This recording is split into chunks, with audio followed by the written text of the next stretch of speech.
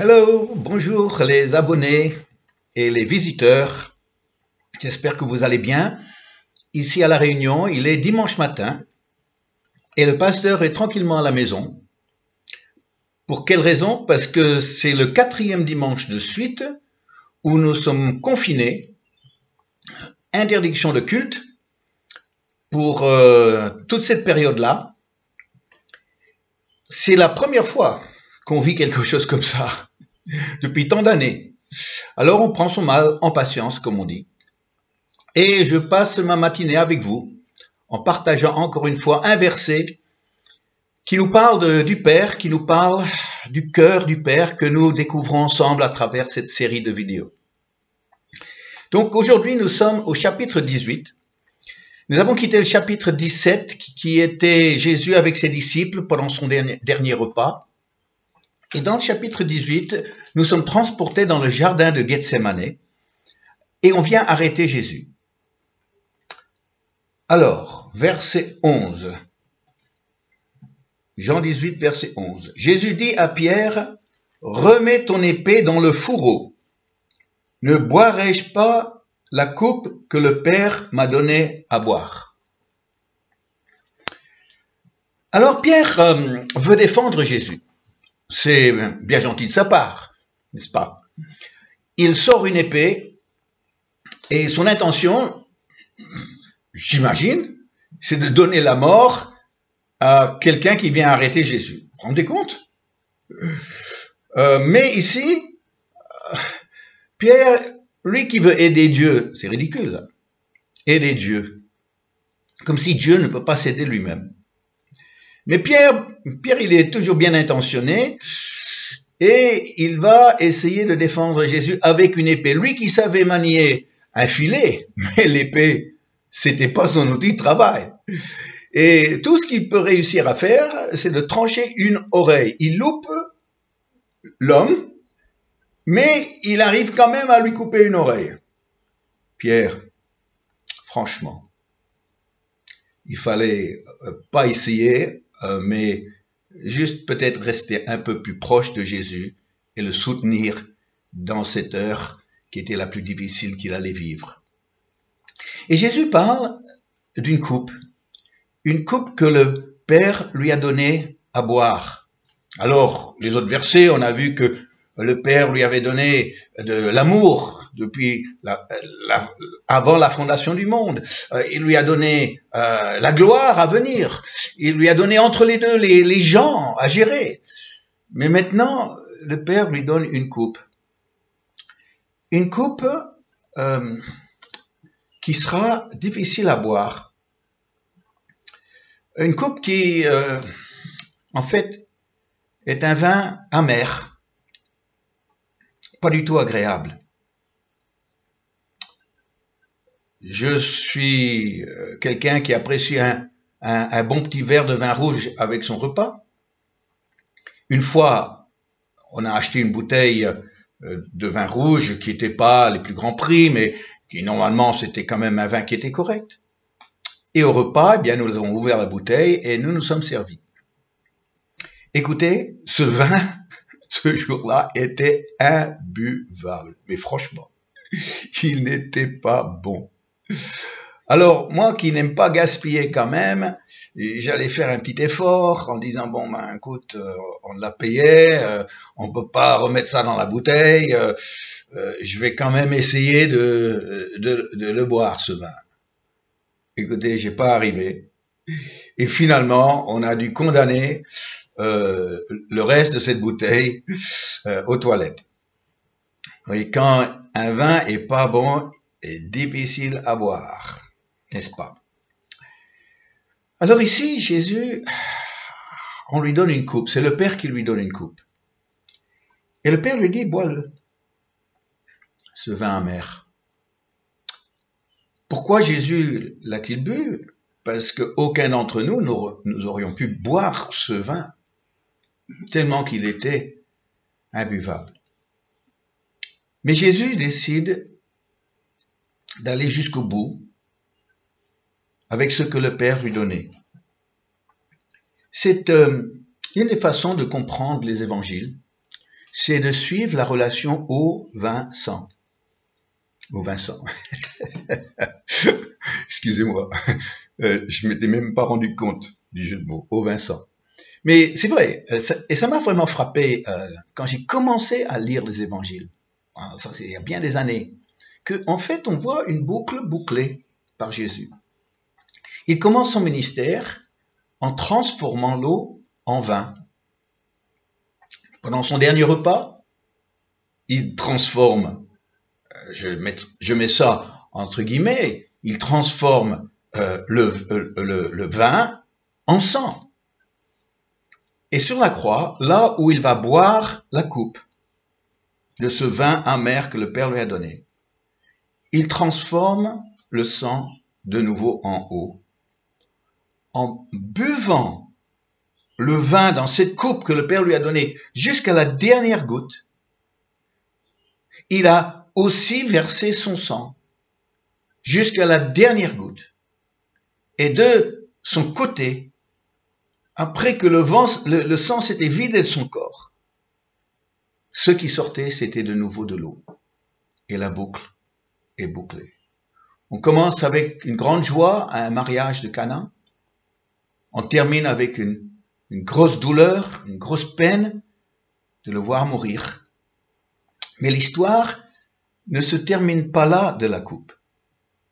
Parce que Jésus, lui qui a bu cette coupe de vin amer lors de la croix, il va boire une autre coupe. Il en avait parlé avec ses disciples, il avait dit que je ne boirai plus de ces coupes jusqu'à ce que je boirai de nouveau avec vous à table au ciel. Et c'est justement cette coupe dont je parle qui va boucler l'histoire de la coupe. C'est que maintenant, au ciel, la coupe de vin amer qu'il a bu à la croix devient une coupe de Bordeaux Grand Cru, le meilleur des vins possibles. Le meilleur des vins possibles. Pourquoi? Parce que c'est ça, le plan de Dieu. La mort précède la gloire. La coupe de vin amer précède le meilleur des vins. Et aujourd'hui, Jésus nous montre l'exemple. Pierre, lui, qui a voulu aider Dieu, et encore une fois, je m'étonne vraiment de cet effort de Pierre d'essayer de défendre Jésus. Mais c'est vrai que quand on comprend mal les choses, on dit des bêtises et on fait des bêtises, même sincèrement. Il y a quelque temps, dans le monde anglo-saxon, les chrétiens parlaient de faire de Dieu quelqu'un de célèbre, making God famous. Quand j'entendais cette phrase, je dis, mais ils se prennent pour qui? Comme si nous, on nous a donné le rôle de la part de Dieu d'être son publiciste, quand dans les évangiles, c'est tout le contraire, où Jésus dit surtout pas un mot. Mais nous, nous, on a mieux compris que ça. Non, nous, on va donner un petit coup de main au Seigneur. Il a besoin de nous pour le défendre, pour le faire connaître, pour le rendre célèbre. Alors quand j'entends ça, je dis, c'est qu'on n'a pas vraiment compris ce qui est en train de se passer.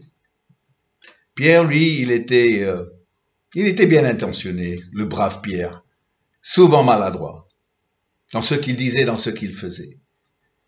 Mais rappelons-nous que Pierre, il était à table et il sera à table avec Jésus lors des noces de l'agneau, en train de boire cette coupe de grande qualité, de grande joie, de fête. Parce qu'en fait, le Pierre des évangiles est devenu un Pétrus. Pas mal ça. Pas seulement le Pétra, mais le Pétrus. Et donc aujourd'hui, je crois que nous avons une belle leçon à tirer. de ce qui s'est passé avec la coupe. Parce que dans la vie, il y a des fois où Dieu, le Père, nous demande de boire une coupe de vin amer. Elle n'est pas facile à boire, cette coupe-là. Le vin n'est pas agréable. On a envie de le jeter. On a envie de dire, ça vient pas de Dieu, ça. Mais pourtant, le Père donne des coupes de vin amer. Pourquoi? Parce qu'il est sadique? Pourquoi? Parce qu'il veut nous faire souffrir? Non, parce qu'il sait que le jour qu'on a goûté de ce vin-là,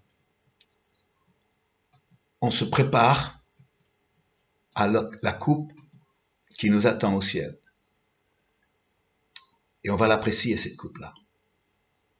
Parce qu'on a connu ce que c'était, le vin amer de la vie.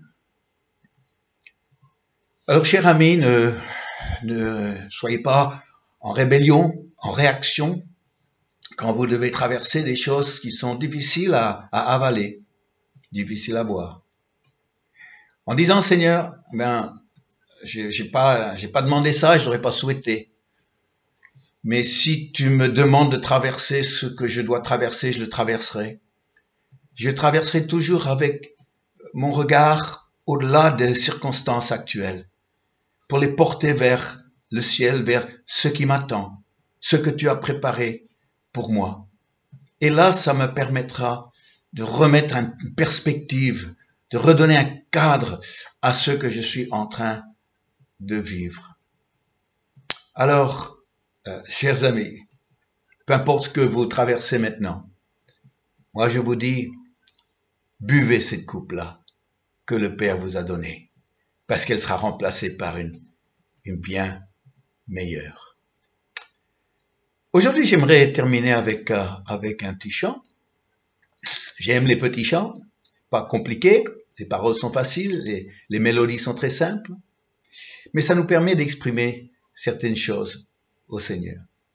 Un chant qui dit « Seigneur, change-moi ». Seigneur, change-moi, rends-moi comme toi je veux être un serviteur. Ô Seigneur, je voudrais que tu me transformes et me rendes comme toi, oui, tout comme toi. Seigneur, change-moi, rends-moi comme toi je veux être un serviteur. Ô Seigneur, je voudrais que tu me transformes et me rendes comme toi, oui, tout comme toi. Et si nous prions ensemble aujourd'hui, une pensée particulière pour ceux qui traversent des moments difficiles. Je pense aux personnes chrétiennes touchées par ce virus, leurs familles, l'isolement pour certains qui vivent seuls. Tant de difficultés en ce moment pour la population. J'ai une pensée particulière pour tout le monde médical qui mettent leur vie même en danger en soignant ceux qui sont malades. Alors, je vous invite à prier avec moi. Ô Père, aujourd'hui, eh bien, nous savons que nous pouvons nous adresser directement à toi.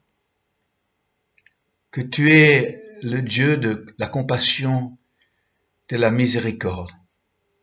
Et s'il y a des fois où nous avons des choses difficiles à traverser dans la vie, comme actuellement pour tant de personnes, Seigneur, que ce que nous vivons aujourd'hui sera éclipsé, remplacé, oublié par la beauté, par la joie de vivre ces noces de l'agneau de vivre cette fête au ciel avec Jésus, être à sa table. Nos yeux sont portés sur ça et nous sommes transportés à travers nos circonstances actuelles. Seigneur, aujourd'hui, nous pensons à tout ce monde médical qui est en première ligne, qui sont, oui, effectivement, exposés.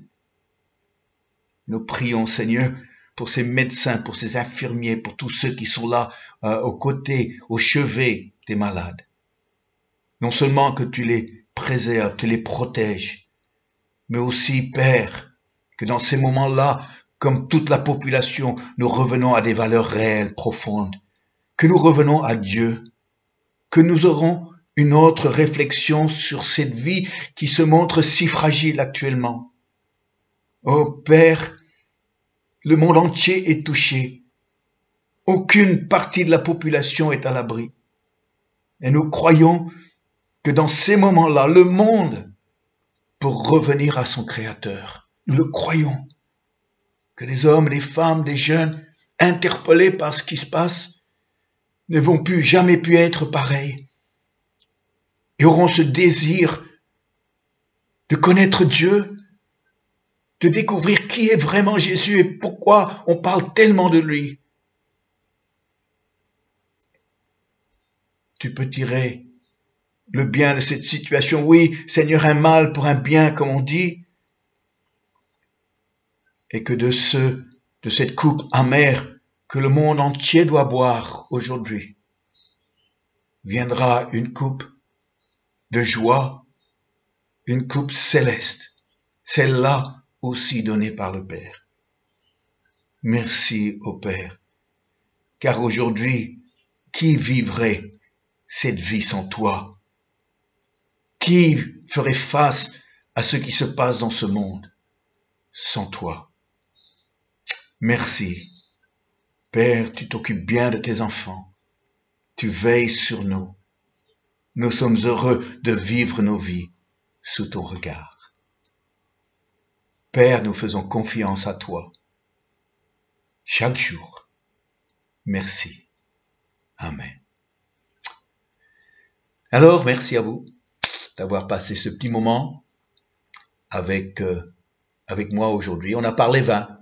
Alors bien sûr, comme on dit tout le temps, à consommer avec modération. Bonne journée, au revoir et à demain.